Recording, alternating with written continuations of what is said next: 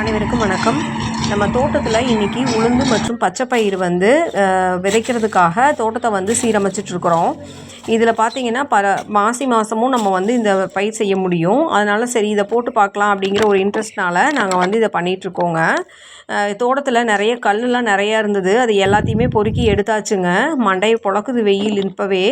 அதுக்கப்புறம் பார்த்திங்கன்னா ஈவினிங் போல் பார் கோதி விட்டாச்சுங்க. பாத்தி பிடிச்சதில் அப்படியே ஒரு கொத்தை வச்சு அப்படியே நான் கீறிட்டே போய் அதுக்குள்ளே வரிசை முறையில் நான் இந்த உளுந்தையும் பச்சை பயிரையும் நடவு பண்ணுறேன். பாப்பாங்களும் நாங்களும் ஹெல்ப் பண்ணுறோமான்னு சொல்லிட்டு வந்துட்டாங்க. அவங்க வரலைன்னா என்னால் ஒருத்தையும் பண்ணியிருக்க முடியாதுங்க. வேலைக்கு ஆள் வச்சாலாம் இது எவ்வளோ விளைஞ்சு வருதுன்னு நம்மளுக்கு தெரியாது இல்லைங்களா. அதனால் சரி நம்மளே வீட்டு ஆளுகளே வச்சு பண்ணிக்கலாம் அப்படின்னு சொல்லிட்டு நாங்கள் பண்ணிகிட்ருக்கோம். குட்டீஸ் பரவாயில்ல, நல்லாவே ஹெல்ப் பண்ணாங்க. அவங்களுக்கு ஒரு பொழுதுபோக்காக இருந்தது. இது எல்லாத்தையும் போட்டு முடிக்கிறதுக்குள்ளே இருட்டிடுச்சுங்க. நாங்கள் கிட்டத்தட்ட பச்சை பயிர் பார்த்திங்கன்னா இது ஒரு 1/2 கிலோ அளவு விதை, உளுந்து ஒரு 1/2 கிலோ தேவைப்பட்டுச்சுங்க. இன்றைக்கி ஈவினிங் போகிறதுக்குள்ளேயே நாங்கள் பச்சை பயிர் மட்டும்தாங்க போட்டு முடித்தோம். இது ஒரு 4 சென்ட் அளவில் போட்டிருக்கோம்.